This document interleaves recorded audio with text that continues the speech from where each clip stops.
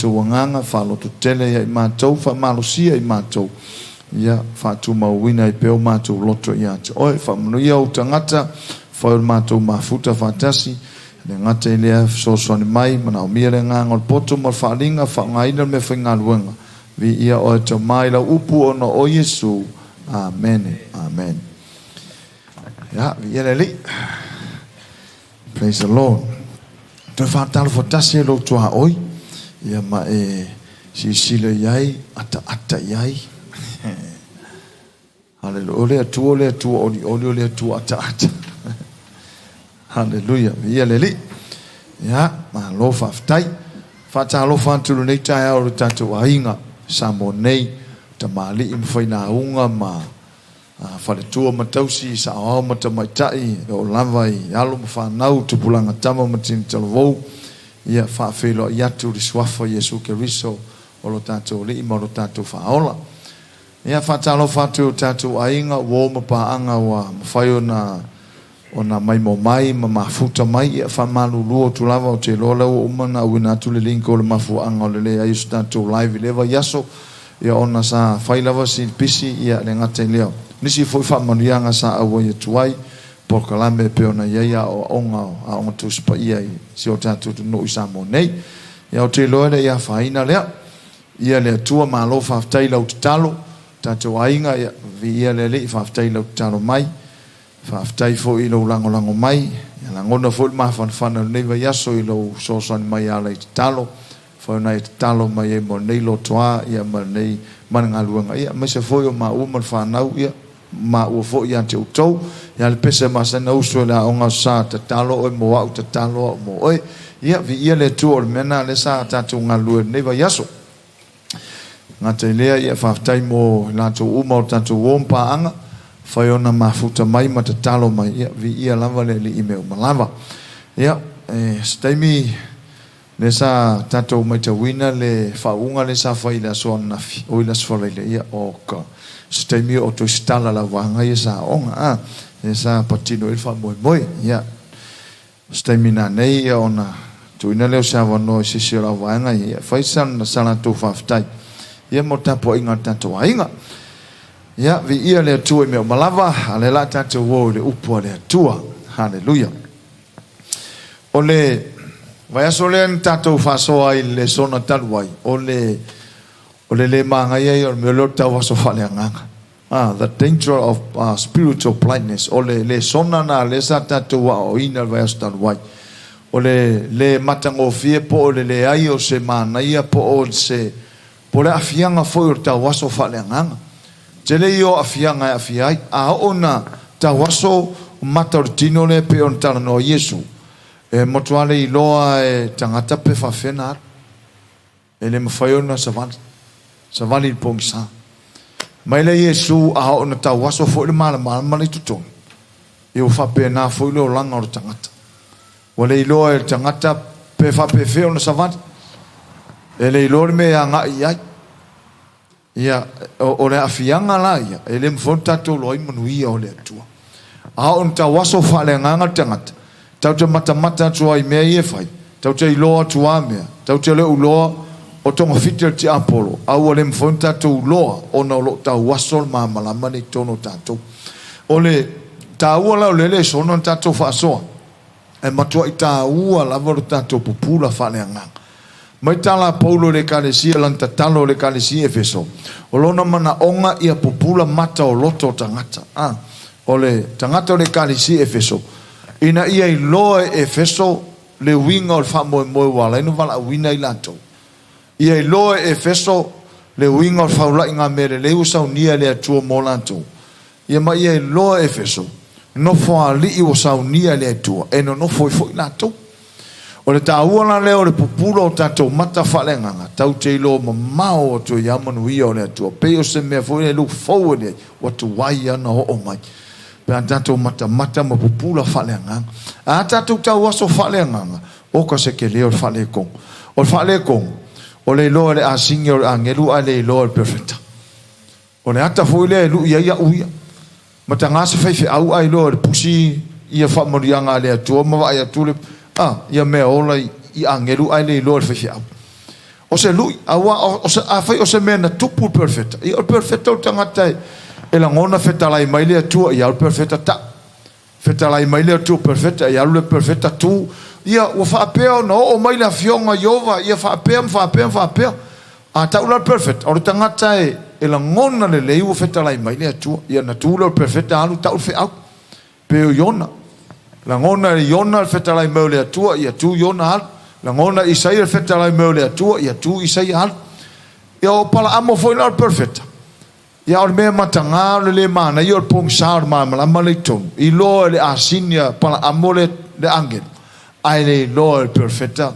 le angel o mea tau o mea sao tau na iei te tau na I loa le perfecta le angel ai le tau na I loa se asin ia o mea silu na le mana I loa le asinia ai le loa le perfecta toi tau tala le asini ai le loa le perfecta ana le whaapula ina le atua mata perfect e le loa atua perfect se mangu anga le langa asingi ia wa levang fala wasi pelo le angel o le sifo na le meta uerta le popula fale nganga o tatou la ingo le tua tau te loa tongo fitir ti apolo tau te loa me ia o sau o sfa inga le fit tau te mamala mai o tongo fitir ti apolo a tatou pongisa tatou tau waso fale nganga te le ia o la afianga te le ia o la afianga o tatou ia o te loa o te le selu I mo tatou uma le ngata o whaifi au ia o tatou uma le ingo le atua o tino ke luiso e le tatau tatou tau waso fale nganga sei e me ia whatalo whai le rutua au ma whai ai e le taun tau waso fale nganga ta ua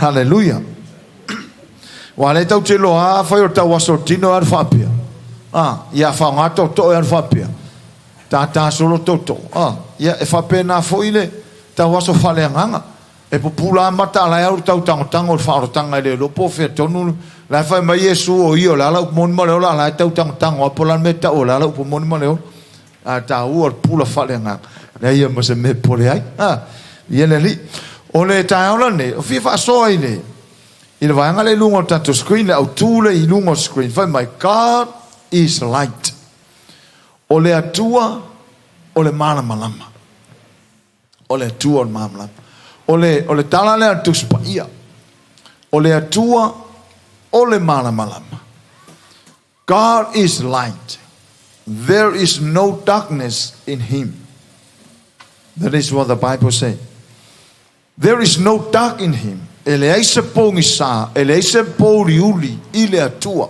le o le au na yei tatou le atua le o le io yei tatou le atua le tau te pepese ia so uma o le atua le o le na ia whaapupula mata o tawaso le atua le na ia whaolaina o tatuanga e matua le ai ma se pori uli ia te ia o le mori maula le a fionga le atua pea e sila I le momua le yanem tau momua o lo iei le whai upo e ono whai mai whai upo e ono a whai tātou te whai atu ua tātou mafuta whātasi mai ia a e sava vali I tātou I le pōli uli wa tātou pepelo ai wa tātou le whai a fo I le upo moni a lunga e la o lo iei le whai upo le lima hallelujah o lo whapea mai o le nei fo I le wheau na mātou whaanongo longo ai mai a te ia o mātou whailo atu ai fo I a te outou o le māla malama lava le atua ai le ai se pōri uli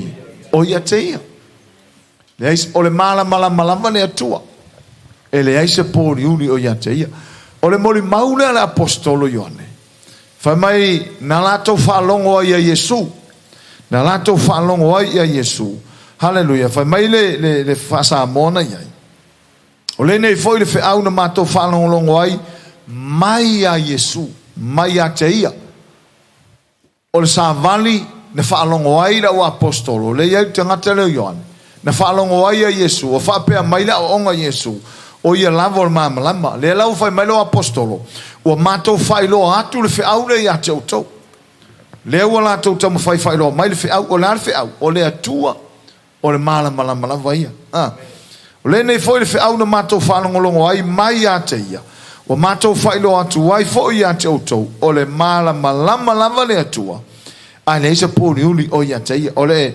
NIRV le whapirotani o le whapea mai here is the message we have heard from him and announced to you God is light There is no darkness in him at all.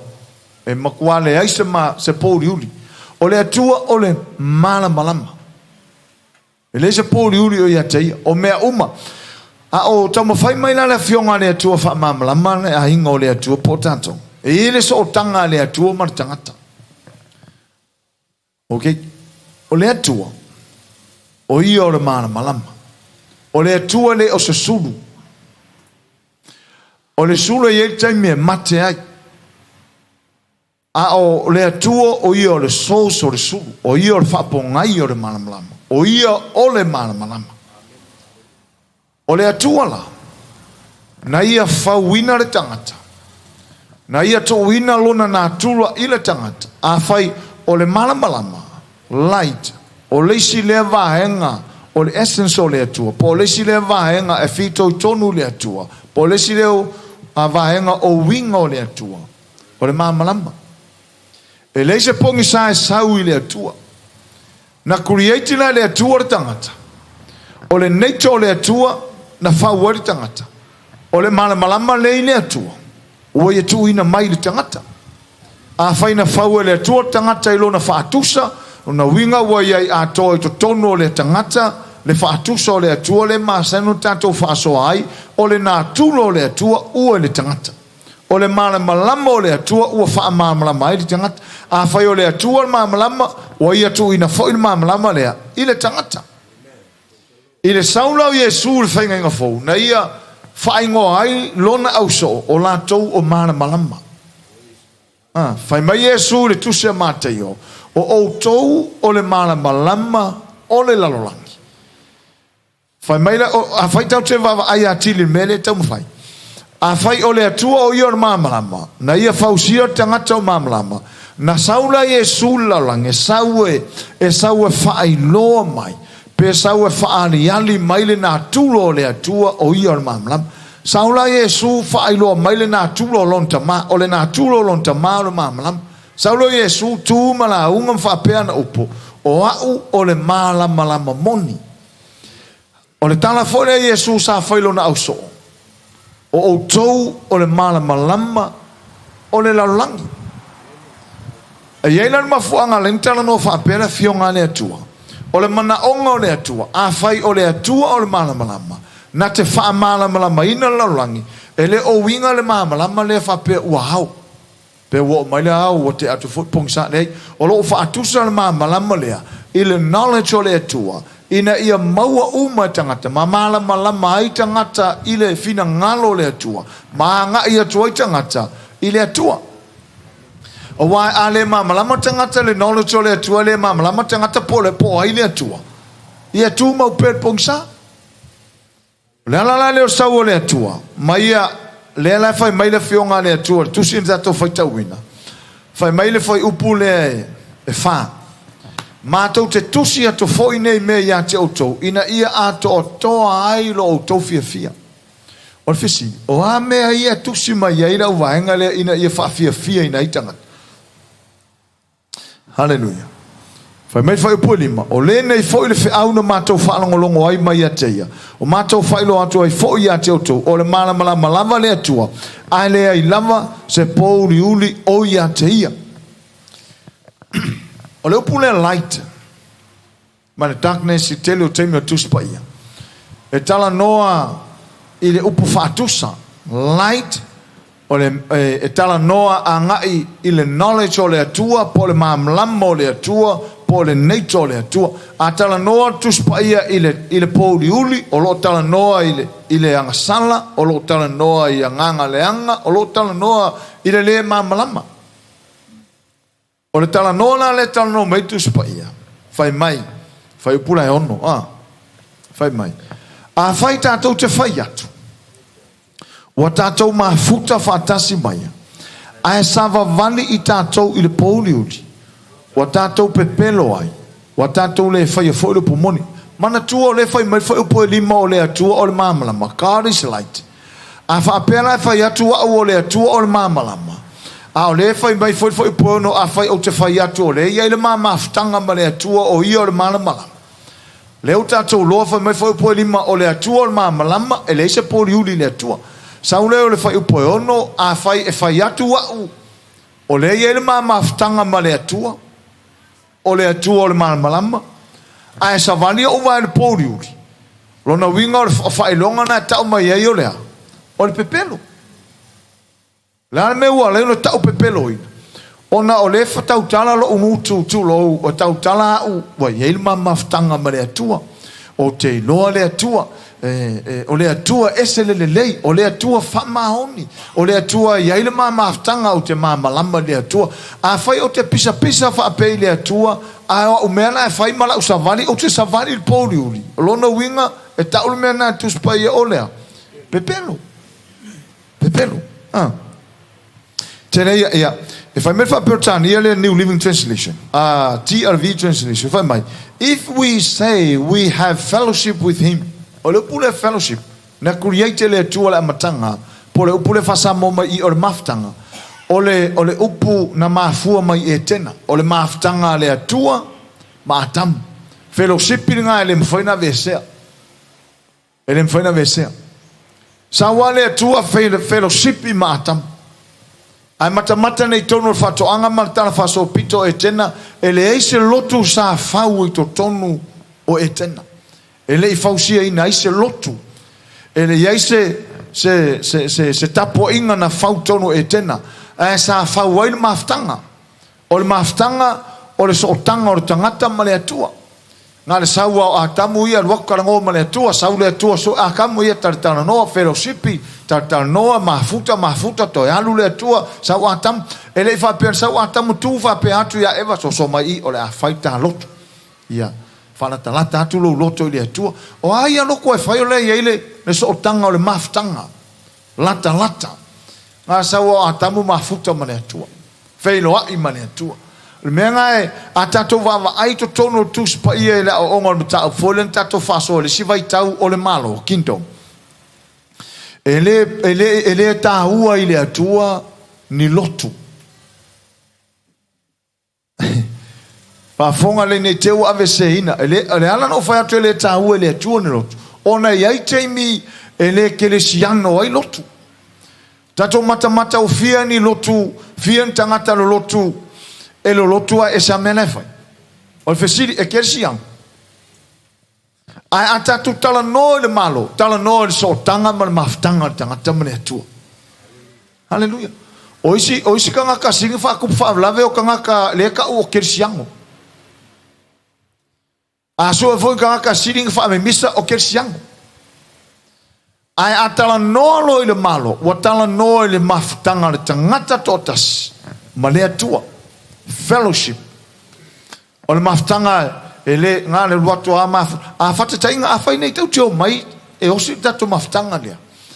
Nga e kula I e kongo I lua so lo ma le atua. O le so tanga le whako a whaua I whau mai tua le mea tate iai. Whau mai tua le mea tate o tate saula I ola. Whakele inga. A fai e laile leile maftanga a ita male atua so se mea tate alu iai o le e tena na. Wa foi o le winga upo e tena o le fia. Hallelujah. E le whaapea la a kasau ka ke kapua I le atua o sau lea ma ko a kau fau ngei lo ka fia ma ko a kau fau ngei la ka mafofau I le atua ma kau sao ko mafofau. Le ai e ke a ngai mai matatou o mai ai. E ke sawa mare oli mai ko. E se alanga o le atua o le mafuta. Le ala fai mai le tala la apostolo. A fai la o te whaapea atu o le ia il mafutanga ma le atua. A la usavali le savali pongsa. Ia mo kwa fai fi au pelo ala ufai fi au. Wow.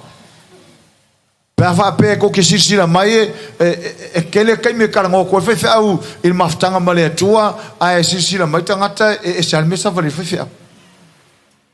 Ele o wingo savali il pongsa fa pe o lo po savali fa au pongsa le ai o anga me o lai fai o lana tautala o lana savali o lana attitude o lana character o lai pongsa o lai o lo pongsa e mo io lai au a o lai ko si manga o pongsa a ke lo kan oh praise the Lord hallelujah le atua o e lava o le atua tamau ahinga ia o e lava o le tamai e se lo le lei e se lo fa maun ai aka savani e se aka mela e fai o le pe mela nga ka o la wasa o le makua pelo o le ana me sili o ta hua i le atua a fai o le atua malama e le se poli uli o ia teia o lona winga o tangata uma ia nga fau le fatusa o le atua o le ua o iai le malama o le atua e tatau ona savali foi malama a fai o te fai atu iai le maftanga ma le atua e tatau la na ilo ia ka me fai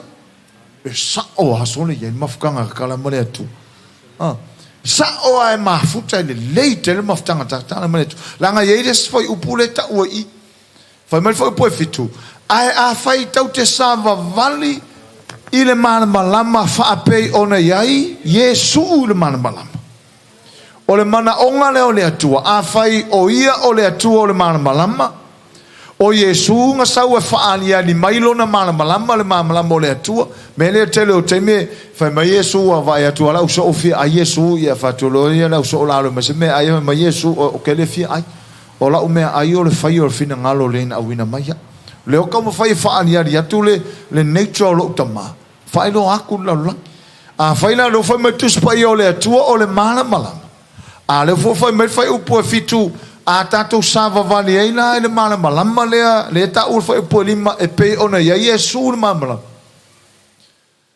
te lo me sili le no tau o le sili aulo le tuli mai le atua o le maftanga tangata malistangata la le me tau te loa pe fai atua o le maftanga male atua ai le maftanga malistangata ele ai se proof ele ai se famauninga les famauninga haleluia vai fole fai o e ono a fai tatou te fai atu ua tatou mafuta faatasi male ali maia o le ia le fatau ia Yesu ai tava vali tatou le pouliuli o tatou pepelo o tatou le fai a foi le upomoni fai mai la le New Living Translation so we are lying if we say we have fellowship with God but go on living in spiritual darkness we are not practicing the truth tau te leo faia le mea moni o le ale mea moni o le savali e pei ona o Yesu le mamla o le ale mea moni e tatau ona o savali i le mamalama e whaamaoni ai e sao o le atua o i o mamla e le a whaina pe tele nia utala i le atua ai e te le a whaina pe awa ai tangata o te le o savali o le mea sili leo na tāua i lumo le atua o le savali ai se si whaupunga whai ngofie o lo uola ai a whai o te tala noa i se tala noa mana malama e tusa malfina ngalo le atua e tauna o uola ai a whai o te whai atu ia e loto maulalo e ka kaunga o loto maulalo tauna o uola ai e le ngā ora whai aku pala ai ka kaunga o ai kaunga o savale lunga pala le e kaunga o uola ai langa o le koulea o le lisi lea vaenga sino no taua o le luita wino soifuanga fale nganga o tangata langa ele ai ma sesi wa va ai le atua ele ma sesi va pea wa vai le atua sa o le malmala ia nga o kala le fema kuspa ia ka ke le va ai ai ava ai lo tangata ia Yesu fa mai le si so ona Yesu ani Yesu se fa ilo mai amatu te mau na ngata le matu mana fa mai Yesu kwa le va ke le anga e lo ko ke le ko mamala mai le Yesu a eva ai mai ya wa eva ai tama o le tama le tonua wa fo le tono tama la le unga le fa matalanga a eva ai la savani le ke savani a eva ai mai ya o me ya fa la rangi ai vai mai ya wa mio e fai o le mio ko nga kama e ke kau kinga inga fo la su kama o le wa ai mai ya tama haleluya ona o le sau Yesu sau e fa ali le tama la lang sau e fa ilo mai le nature long tama la lang le la fe sili si so ole tau ma fa Yesu fa ilo atu po le tama ona uma le to fe sili uma mana fa mai le Yesu ai mai ya wa vai fo tama e fai fo nga fe sili ko si fa penga ya kako fai fo sa se fa sili mai a pasta ai fai lo mai Yesu ya mato ia nga ule ko fisili ko ile ale la lo ke lo ku le lo ku nga ke fa fiau ia fa ngo fa a eva ai mai ya u eva ai Yesu but also ia va nge ya ori mo ko fa le ko ngori or fa nga la nga le Yesu nga ya o mo ko fa le ko ngora wa mi le fa mai Yesu a eva ai mai ya o le hala le fa mai Yesu o to o le mala malama la le wingo le tala o tato o mamala la ngor tala le tala na fa Yesu o ino au so la ta o ma tayo lima mai o to o mamala e le ma fa nga lilo le ai e ma kwa li yande le mamala o le ana to nga tangata ye tato o le ato nga po ri le lolang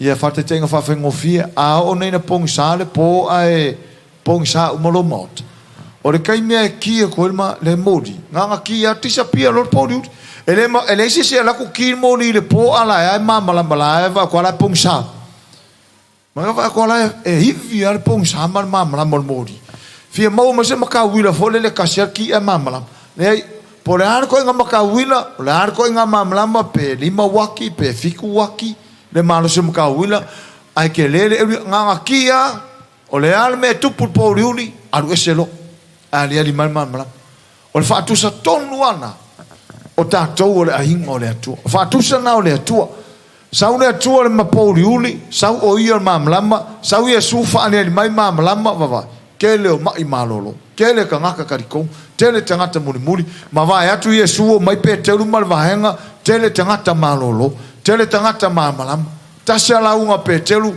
tau wafe tangata ni liu le atua ma vai atu la o apostolo ai tu la mai tatou o oe maha te lo o le la unga upule ya o le foi la unga i lausunga fai lausunga ai kafa malo o ka o le la unga mai le upole atu haleluya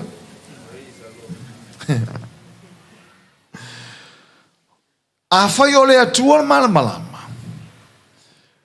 a fai foi o le pori o le fa tu so lalang ele ma fainga so ele ma fainga o fa kasi le poli uli mal mala markai me kasi ele kai ko kusa ele taitaya ele ma faina ma futa fa tasi le poli uli male mala a foi ole atua mala e anga e tulo le atua le poli uli mala mo le poli ole ata manino le fa mai o le silalu tau tele le o le oto mai nei mo tatou o le tatou assignment o le la o tu fai unga tausanga ai to o so tatou assignment le fai mai le assignment le a fai tatou te fai atu o mafuta fatasi mai na le unga le tala fai atu o mafuta fatasi mai o wo fa o lenga ma ko nga mafuka o fa o lenga lo unga fa tai le atu o lo uanga wa suilo o langa wa populo o mata mo va yatu wa fa o inga na ka ai a fai o te savali ile poliuti ele a faina le fofonga papea ia ele leile atu o fa o ina o sfuta o sanga tau o fa o ina ia o ha o tangata o le atu ai a savali o vai il poliuti ia o pepelo o le luila le o lu ia tatu o le mea ta tauona i loa ta taula inga o le atua. Mo lousi na fia, for your own information, you are the light of the world. Mo lousi na fia, o oe le mama lama la lang. Fai lo tua o le mama lama la lang. So stangata e mana o mia mama lama. Ia lango, o le fuma ingi o so ia a ka alu pongsa, e fai la ka sulu au lama. Ka ke alu oi. Fai la ka sulu au lama, fo le ka ke alu oi. Fia mama lama aile, e me ka ke alu oi. E fo ngai mo le wila aru sulu au lama. Sulu au lama e alu fa mama lama i podiu. O tātou la mama lama. Le la tano me tu spia, fai mai. A fai tātou sa vali mama lama. Oi mama lama o le atua. A fai la sa vali au le mama lama, sa vali fa le atua, sa vali au le mama lama o le atua. E fa pei ona ia Yesu le mama lama. Ona tātou mafuta fatasi lea o le tasi, male tasi. O le toto fo yo Yesu Keriso, lo nalo. E fa mamai na i tātou i anga sala umalava. o le major goal o le Christian life po le ola whaakeusiano o le mafutanga le stangata ma le stangata. Te lo o le ata manino le ilo ai o le i tātou mamla. O le tau sa vali mamla. O le ar whailonga o le leo lo mafutanga ma le stangata. See, amen? O le iai o le mafutanga o le mafuta whatasi. E leo le mafuta whatasi fo le poto mai. Tato mafuta le pe o le mele tato whai tato poto. Lei e leo le poto mai. Ai o le lua mafutanga ma le stangata. E a mai le mafutanga a uma oe. E a mai le mafutanga a oe ma le stangata. E a mai mafutanga a oe maritinare ainga. E a mai mafutanga a oe maisi tua oe maisi tangata. E seki mafutanga na. O le whailonga na ilo aile yeni malamala. Hallelujah. Whai mai a whai sa vali au mamalama sa vali. Uma tātou mamalama pe ona ye Yesu mamalama. Ona tātou mawhai leo na maua tātou mafutanga maisi tangata. Ona ele taitai a mawhai ona tātou mafuta whatasi se mafutanga lata maisi tangata. Hallelujah. A major goal of the Christian life is close fellowship with other believers. E kau ke le o le ata manino le ilo ai e fia ni ke siano le ta o le ua mamala mo fa o le ina ai o aki nguia iskanga. E le maftanga maistangata. A le ua ilo ua malama. Te lo le lu itau nei mo tanto. Ona o la utala masana fai. E lu itau aso uma. Aso ngafua, le aso ngafua. Lui. E lui, e eua. Me fai yaso ai o la haiki. Kaimi o le la haiki e vai. Anu lai whalor karinga. Anu whalor karinga. E whaloa o kau karinga ki apore. So uma sa. Lui a kako. Ai fai la ke ula vale o whalor karinga. Ia, whalor karinga. E kama fai e whaakupu se vevesi vore. Fapenga me ke apolo le fangia kako. Marku falo ka kani. Falo ka kani. E lu ia kako. Ke no, amo ia o pe afai uma vai aso le se lu i ke ru fe mai. Ai o le tele o lu i te lu fe ngai matato fe ngai. So le o le i ila ngau kako wola. A kako mangmalo mai se lu i vi ia le atua. Tau tau lo le lei o le o tanto pe pese i le pese fo le pese mai etus pa ia o tātou o tangata manu malo. O te manu malo. Ua o manu malo. Ua tātou manu malo. E wha maongia la manu malo le yaso umar vai yaso. Whako ale aiangi lui. Pe a kako sa whai lao aira tamai maa moe ua kako sui le me ua kako iai. A o lalo ngei e lui yaso umar. Hallelujah. Ai a tātou manu malo ia i loa whai mai Yesu. E maua o tau tofonga laulangi. Ai aua tau te popole. Ua o manu malo mai ai. Vai. Ua manu malo mai ai Yesu i mea ia. Ora tātou manu malo foi ngā exercise la tātou manu malo. See amen? O lui aso uma. Whawhekai a pe a whai ele luia oi. A ora mea ngai a luia i aso uma. Ai mangu malo foi aso uma. Ora kele la long mangu malo. Hallelujah. Kako vai ka mafusu foi a kau. A on fala ulo tono maia ia o lima sa furfusu anga fas fruiva tu yoti tasi tutusa. Ese manga io nga records ku mai lo ya kako. Manga io se me fasi sila mai ia o ke siano le o se lau lima sa furfusu anga se lau fasu malaiva tu yoti. A tasi tusa eles foi inga. Ai o se mele manga ia se lau lima suanga ai se lau lima sumatasi ia faia ina oka longa winga ka mai faia inga na songa fua so lua so confess falei kelo ia ai lo o tangata man malo so tangata sa vali mamla o tangata man malo se amen e ke yo e lu yo ia so ai ata to sa vali mamla ma e ko kele faia inga se amen nanga lu i fo fai fia o i losi o ka ngaka siringe nga lu i ki apolo fai fia awa a fai inga fai fia o ka apera ulo ele fa pe fai inga fai fia wa ia kulo wia upo ko ia ka wa meangi lu i fai fia mo mo kenge ele ia se fai fia lu mo kenge lu a kupe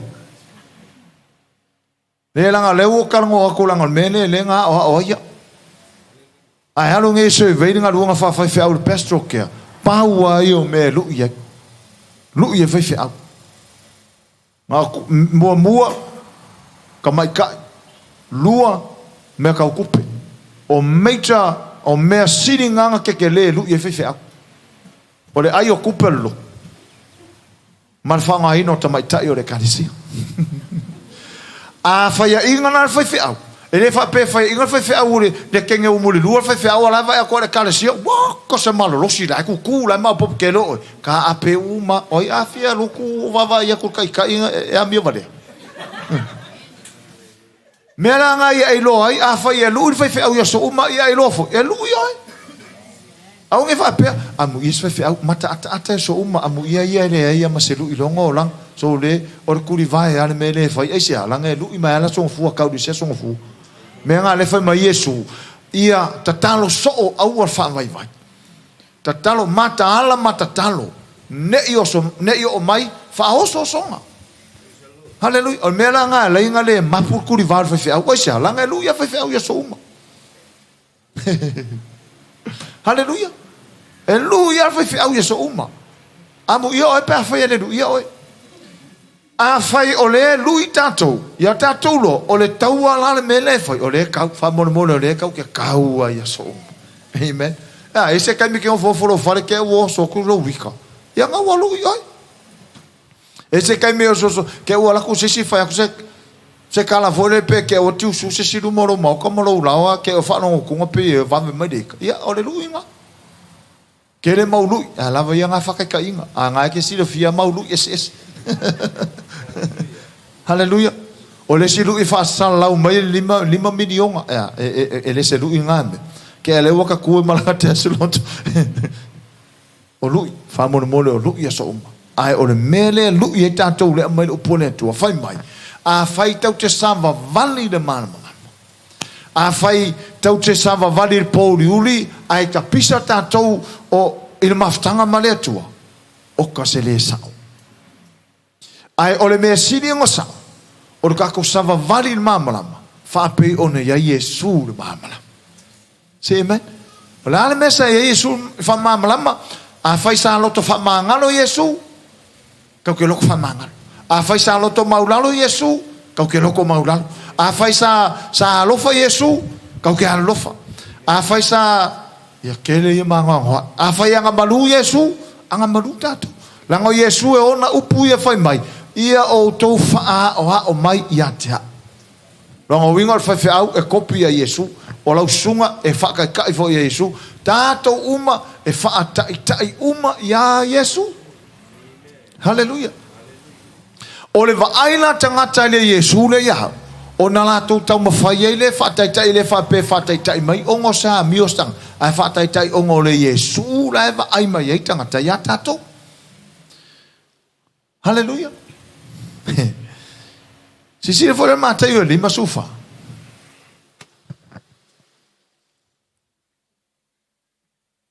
Mata io lima fai po suma fa ia a fai wa e sawa tele iai.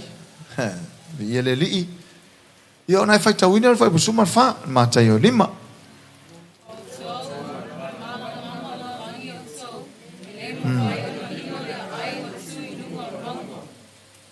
Amen. O tau, ia. Rekere io kalanga e whai Yesu nga. Aolang o le taker ka kol mamlama. A whai tau ina whai pusu tolu. O na whai tau no Yesu lo nau so o. Whai mai o la taua. O masima. O tau o le masima o la langi o tau. Ia wha maka tar whea ngai make sense pia wha pia mai sisi o oil masima.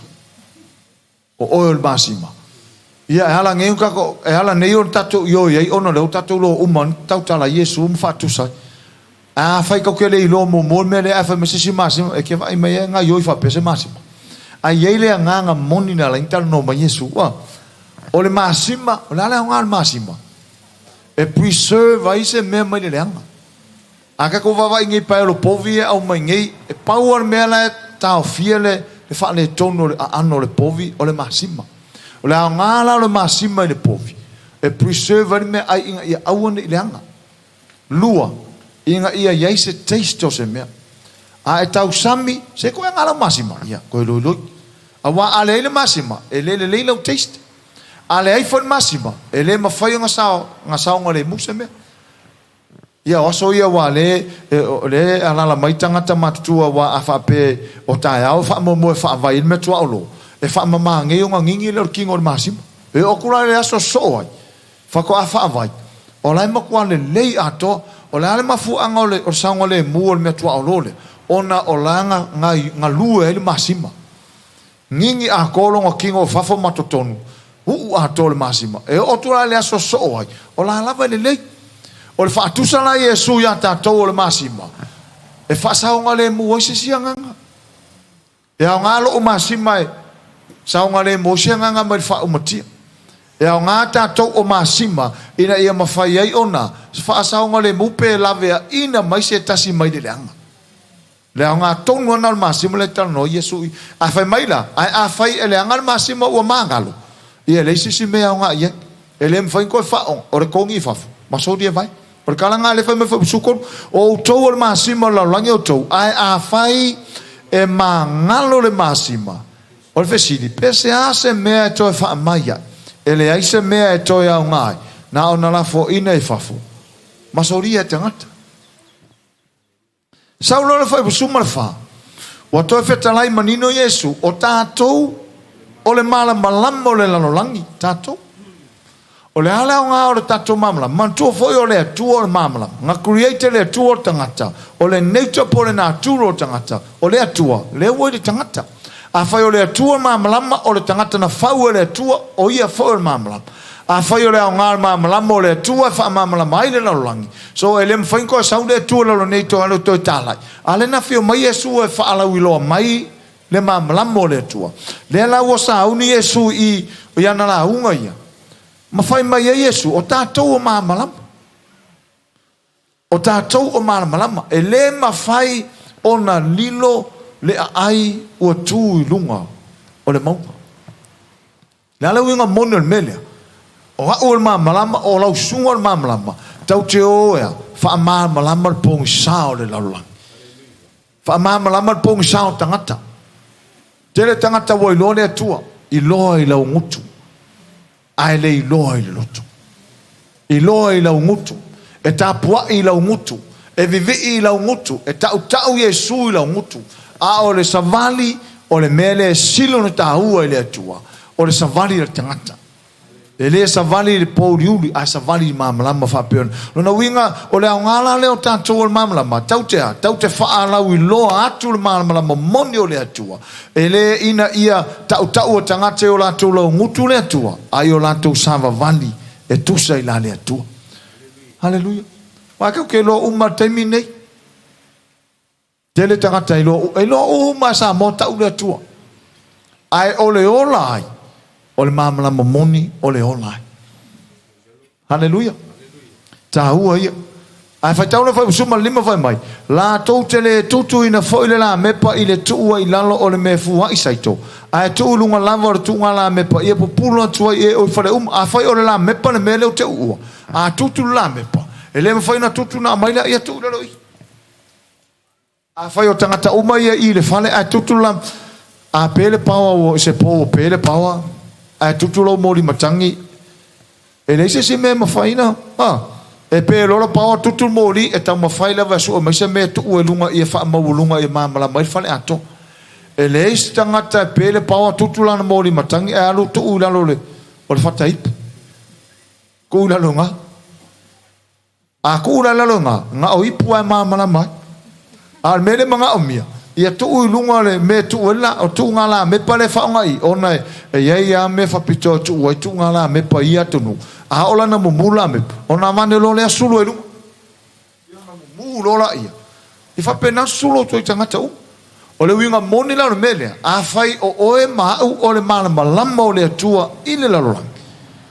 e le tatau tatu no fo ma le fa ona tanga le to te fe ha i matato sei amen e le mo fo tatu no fo ngu ya o wa le o mu la mepa le o mu o la me tau no fai tu ulunga me ye tu ngala me la le winga na me Whasusulu tu mamalama.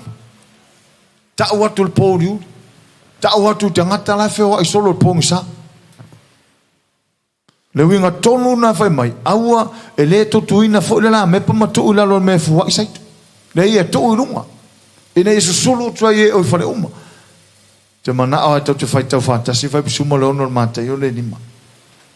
Whai mai whai pusuma le ono. Ia whapea ona pupula atu lo o tau mala malama i lumo tangata. Ina ia la tau i wa mio le lei.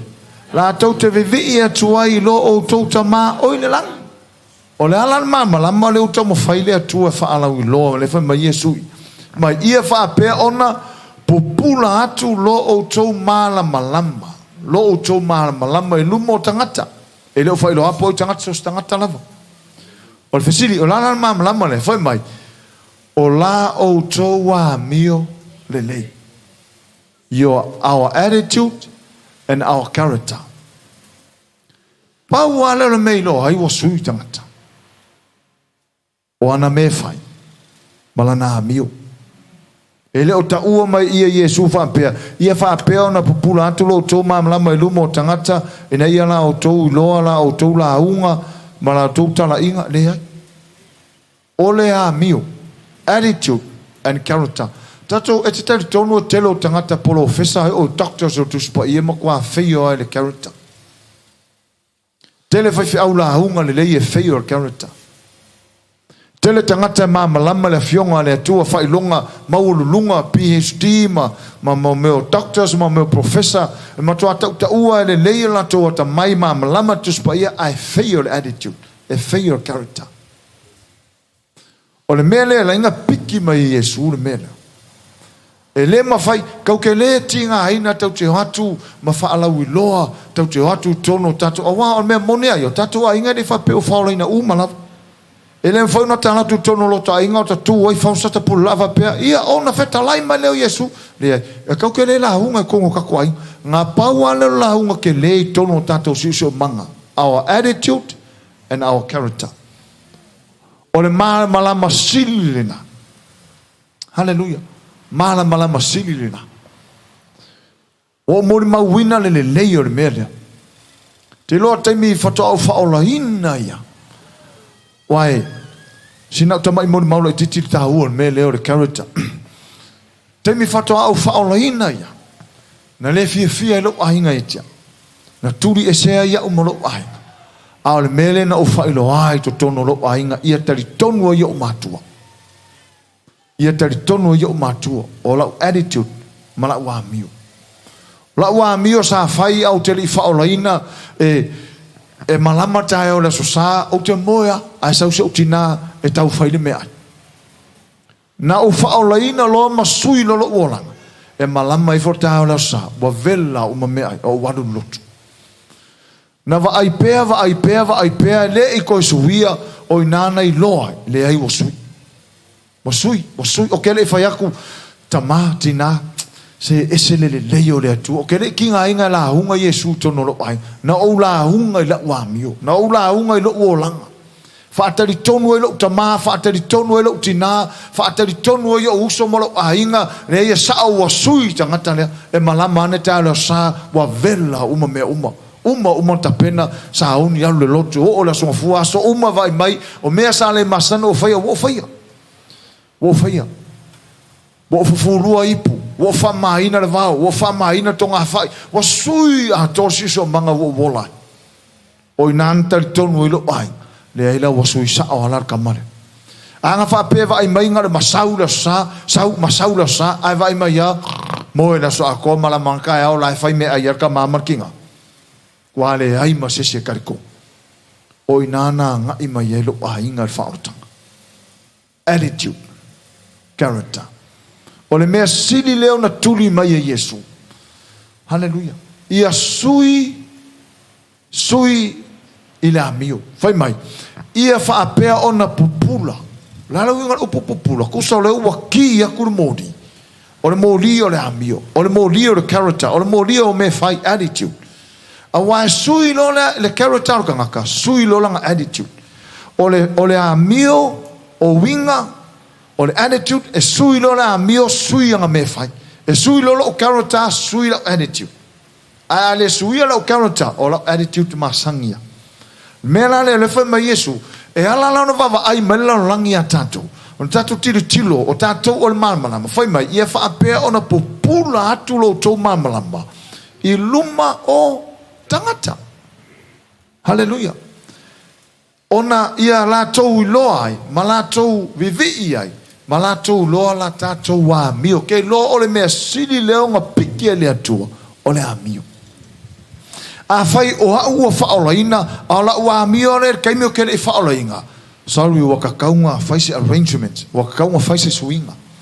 Hallelujah. Waka kaunga faise swinga. A fai o la utoune, yaso ke le whaolainga, o la utouna le kaimile o whaolainga, waka kaunga faise swinga. A fai o la attitude tane yaso ke le whaolainga, le wo whaolaina, wa taua o mamalama, ai ole the same attitude, waka kaunga faise swinga. Aisa, langa le aise si mea vivi e tangata o le lalangi ma tangata I mata mai. Sei vangana wa popula atu le amio. O le amio, o I langa o le atua o le malmalama. O le character o le atua, mantua foi le masem tato fasoa le image o le atua le whawai tato. O le image o le atua, o le olona character. O le image o le atua, olonga moral nature. O le image o le atua, o lona spirit nature. So, o le atua le na whaaliali mai a Yesu. O tātou foi o image o le atua. Tau te whaali a lia tu foi. Le tu ai ngā atua, lea tātou te ioi iai. Lea o tātou te pisai, o whaola ina I o tātou wanga. O le ale me silo na tā hua I lumo le atua, o le amio. E masa no whaalongo I whaia onga le upa whapeotania fui. Nā fui tala whapeotania fui. Olha, or actions speak louder than words. Longa winga o kanga ingo lo kautanga. E si lia konga le o kele la kamio. Ngai lo ka yaka up. Wan fai ngaka ku. Ina sua fai Yesu. O te fai atu ia te otou. O le sua fai le lei. Ava i. Ava ele va aika ngaka yaka up. Eva aika ngaka pefa pe I lo ka fakingonga o le up. Oh, le ila seki e o fa kasiala upora kamala malanga a fa peka ke kulu mo I o le sua fasili o le sua fa fai ba venga a va ikanga kai o e saka me fai oh awo e makua fa le ko ngunga na le me ele ima se fi vi a wa le ma fainga o le me le te fi fai lo atu le a hingo le tua e le ma fainga o sau o uku o ka ma fai o ke ola fa fo linga I lumo le atua ele ma fainga o pretend I lumo le atua Aisia, langa o le atua o ia o le malama fai mai. E le o ia te ia se pōri longa o ke ku wa makua ao sila le atua ia. Hallelujah. Me le lainga piki le atua, le a mio. Le a mio. O tātou la o le malama. Fai mai Yesu, I fai mai ia le apostolo Ioane. A fai tātou fai atu o le ieri tātou maftanga ma le atua, a sava vali tātou pōri le ala se senga mal illustration le o fai akua e fai o sau o kua o lahunga ia Yesu o ava avau ia Yesu a vai ka kala o savali o savali faki apor pe quale ku sarfonga se so fora lo tusi le mate sublima o le lu imotato o le lo le tua por la me wa au mai o le tua malama o mai le tua fe au nei mo tato uma a maka kwa I whiwhi aure kua kurumangi. A whai tau nei whai upo e fitu. O le tala ia lea tala Yesu lea whai lau wharsaio. Langa o kama ia lea kau whape ngā ona kuolanga. Whai pura e fitu lo whape mai. O outou tangata pepelo. E te tau lava ia te outou le wala anga Isaia. Ua whape mai. Ua whaalata mai ia te au le nei nuu I o lātou ngutu ma vivi mai ia tau yo lātou lau ngutu a o lātou loto ua tau mamao ia tau e tāpua I fua mai I lātou ia tau ilo lātou whai mamata upo polo I ngā tangata kua ifi alau wharsaio ia Yesu Hallelujah wa sau Yesu o lai whai loko I ukaya le ia lau wharsaio sau Yesu o makua mamafo a onga la wari ia a sau Yesu pingi langa la unga le ma o hai lau wharsaio Fai mai lo Yesu, farsa yo. Wasa o le leia Isaia ya oko. Mai farsa yo, ani Yesu. Mai Yesu, fai mai Isaia. Wa fa'alata lata mai le nei no yo uluma. Fai mai. Wa fa'alata ua e tatau lava ya te o tau valanga I se fape. Wa fa'alata lata mai ia tau le nei no yo la tau ngutu. Ma vivi mai ia tau yo la tau la ngutu. Longa winga kamai a ho lumo le atua ia oe le atua o le alu le ngukua ma le lau ngu fo le hallelujah praise the Lord hallelujah praise the Lord hallelujah praise the Lord ai fai mai Yesu a o lato loto e mamau longa winga e le o va ai Yesu e le o va ai le atua I lau ngutu mangutu ai va ai le atua I le loto me anga inga sau Yesu fai mai o le tapua inga sili lava o le loto le tangata mai tapua I le nganga a to mal fa maun sa wa Yesu le fa nganga le nguku mal lau sa wa Yesu ka sa o le nganga fa mai o le nganga o le tapo inga sili o le nganga tapua I le nganga mal fa maun haleluya ele fa misi ngole se sia ona ua tala no mai tu spoia haleluya ile meta o le tangata fa la talata I lumo le tua na o le ngutu lava mal lau le se nga mal tala al perfetta Ioane al perfetta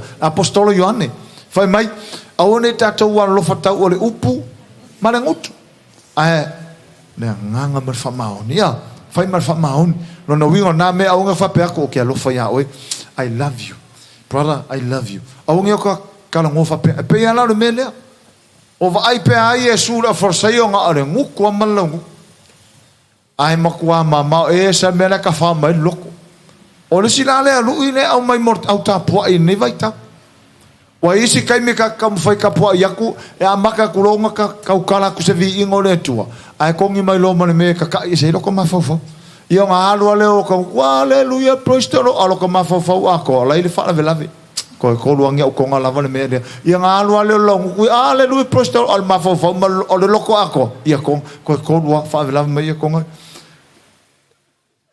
e kapua I dor tangata ai le matala saulo markambanga attack ko mafofau sui a ko directionary la kapoinga ala ya lu loko fofonga lunga o loko fofonga la lunga o loko la lu ri ko o le lui mo kako o lui mo ha ke lo ke me o ke fa penga a ola temo te tuai ai o mo ini ai tamo fai attack mala o mafofau o ke kau kala lo mafofau salap sau e vivi fa kasi mo o nganga I le tua e se so ka ko mo penga fe au ngal fe au ai mau ia fa ku yang ko ika awa fa penga e kai mo ke ku la va ai atu le tua la fa la talata tu ai kolosi mai le me kolosi mai kap ia fa la voia o ainga awa o le ka usi ainga o le ngore ke makai o ngo ka usi ainga e fa penga la e kai me kolosi mai o ku le ko ke le lo mai me le fai mind keep your mouth shut ia o fa penga la o la ka ngo rebuke lo ma fo la ngo le loko ka ngaka e fa ole aka le sa oila e o marka po inga makua empty akaika ka ke makala ya ngala ka ngo ku le o nga o ma ka ku a fa le mo nga o praise the Lord vi ia le tu hallelujah al menga ka ke fa ka ku mafofau e a kolose me penga ka ngo o ino mafofau mind be quiet file mu deve vi ile tua file mu mafofau file mu yang sau ko saulo ilalo a bailar ko sa sa onga nga ka po inga ni ya hallelujah ai le wakulo pong sabe ku ala pe foringa ala mafofau de dia de lo wa ko mafofau yo o el mala fatalo fo lo to ma fai o el mala mo la hallelujah praise the Lord ese le yo le tua se so ia le de tu si fata automata puoi fa che le io ngi lu tanto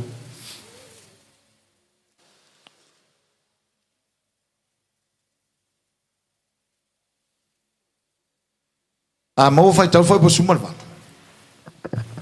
Fai mal fai po sumal va. La la mi o tonu e tosa ia ma le mala malama o le hao. O lo o tupu pea luna mala malama e o e tonu o le la wola. Fai mai o le ala o e a mi o tonu. E ala o tangata mi o tonu. Fai mai e tusa pe o le hao le leo kaku vava ai koe leo wahao. Fai pe ngā umahala o tangata mi o tonu. E o tu tonu la. A o le ala o e a mi o tonu.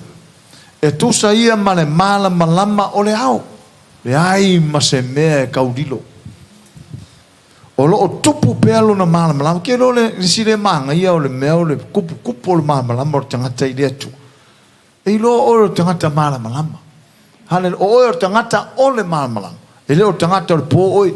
Tatou tangata o le hao. Hallelujah. But the path of the righteous is like the light of dawn, which shines brighter and brighter until full day. Brighter and brighter. So solo malama kwa over malama. A o ngaki ku mo rio ta vale fode ke fa ku pe ka se senga fa pe nga malama o lo malama ngai. Tangata malama. Mai o malama tangata Milton. Oila Milton. Oila Milton. Tatou tangata o ta wa Milton wina le tua. Ia e loa ele o tangata mio leanga o le tangata ua taua mio tonu wina ele atua. Au lela tau tamu fai, ia o tatou loa, o tatou o malama. E a vea tatou, a tatou malama, fa malama pongsa. Si le Filipi mta o poe loa.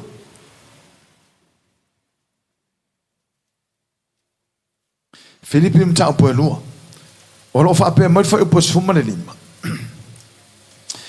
Ina ia a vea outou, ma e ua le matau le angaina, ma e ua sao le a mio, o le whanaua le atua, e le po na e lumo le tupulanga a mio wha pio pio ma le finau wale, ua pupula ia te ila toula o toua a mio, wha pei o mea e wha mala mai, ai le larolang.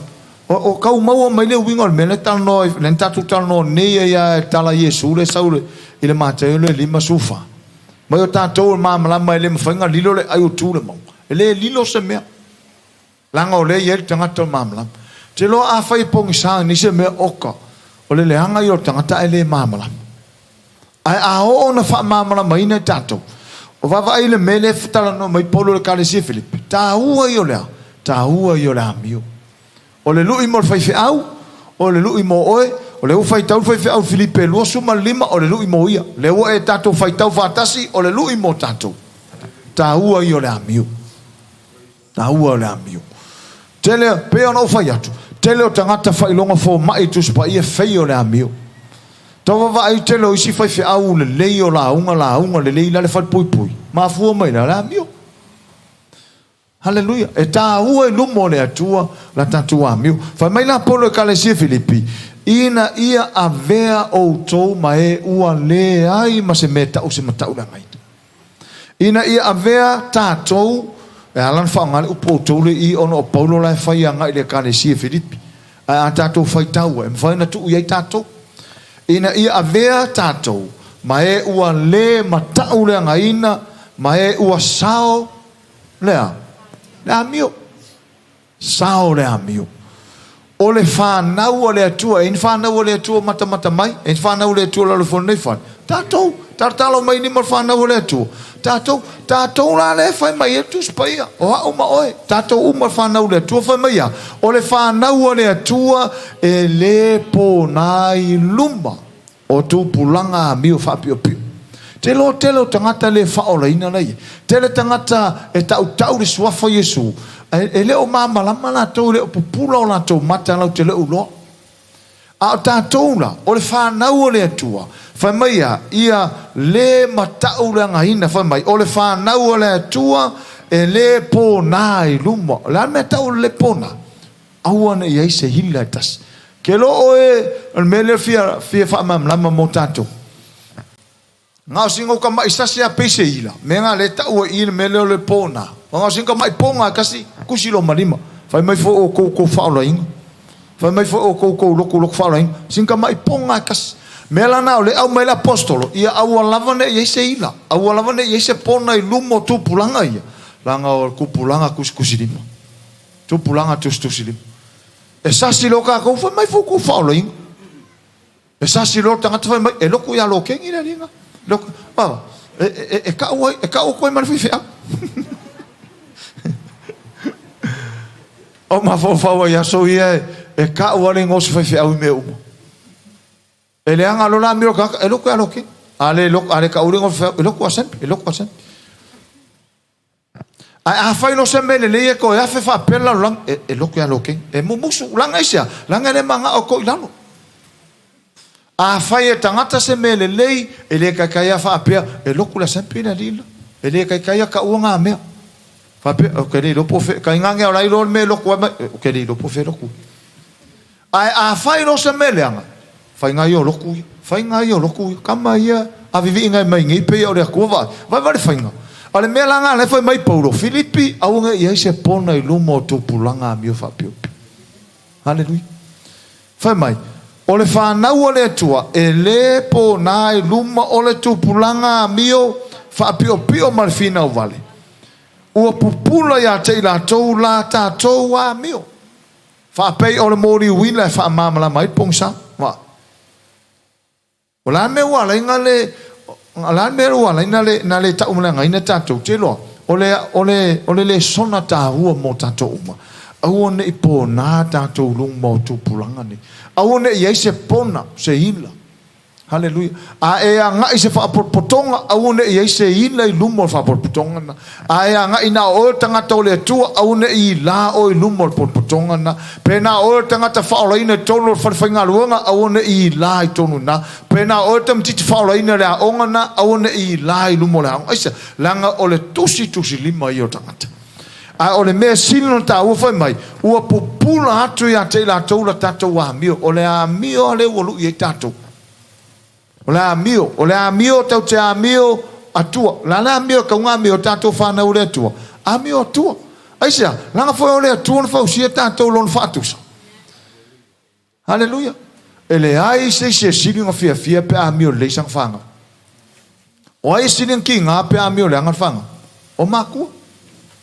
ai siling of fia pe a mio le fanga ole atua mo come on son ko fai kasi o ko manga yo la wa mio va pe o come on son ko su de ki ara wa mio ke lo le lu ile wa mai montato ua popula ya te la tau la ta tau wa mio fa pe o mea fa mala mai o me fa mala o modi me ia mala lang lainga modi era wala kwa mala mai ara war keler malo ia fa pe ngare popula o ta tau wa mio ia lo o tanga mio le fa ta lo foi le siu au ta lo follow au le si au na ma fa yai o ta u tanga mio le amen hallelujah esen manga yo lelu ya esen manga yo lelu ia popula tato amio o le lui mo tato vai ele ai asisi me silinga feio tangata se vanga na le amio la le o ngole o mai mo fa na ule tu temini au nei po na tato fa mo le hallelujah se si mai lo automata tato la ingole tu tato e mai mo mai fa mo le si mai tato si mai mo lo tonu mo lo fatto tu au ne e fa pe I foro loto se o tele mo fia le me ke usano e man tu tato assignment le na avatu le po la matanga o tau sanga po la fatau sanga ia atol masina tele to yang sala fa mauninga nai lo ai mo fa on tato wola la langi nei ele yang sala lango tato le oni la langi tato e se me tau mai le tu tato tanga ton mamlang le la wo i tato ta hau nei ia pupula la tato wa mio ia tato lo le mele feio tanga fafta ia lo loto ile moto le aonga hallelujah moto la on tu spa ia le silfia tato su ya ole pine fa mau pol matua tau ave le aonga ia si tia ri tu langa ole upo le tu le vasa pasifika e ko e fala me kia nga ia fa me kia nga ia O lo la ve mana mio foi mai. Ia sili ona le lei ile a mio character. Excellent in character. Excellent in faith. Excellent in spirit. Excellent in the word. Hallelujah. A leo tatu fasoa le tai aune. O le atua o ia lama o le malama. E le aise pongi sa o ia teia. O lana whanau foi. E le tatau na po na e lumo tupulanga a mio whapipiu. O leo fo wala unga mai Yesu ia tatou. O tatou o le malama lama o le lalulangi. O ka se pongi sa la le feo hai solo. Tatou tua oi o tatou a inga o pui a inga o tau aing. Te lola o tatalo le ile atua o a inga mo o tau aing. O angos mo antis mo tau songa ma so se tasi e tau yelo toto o lau tatalo i pupulo o lato mata mo lato loa le atua a o le o mai le ungo o meo. Hallelujah. Tatou tamu fai. Fasusulu tatou mamlama. Ia e loa awane e pongsa o oio tangata mamlama. A o si lo a au lumo le atua. Ma ia e loa o oio o le malamalama. O oe o le masima, o tā ua o masima, o tā ua o le mamalama. E wha malamalama i pong sao tangata. E lea whaina po lai vivi, e lea whaina po lai tau Yesu. E te lea i o la whaina pe a whaitau te o le whai upo e ono o le momoni i anem tau mua.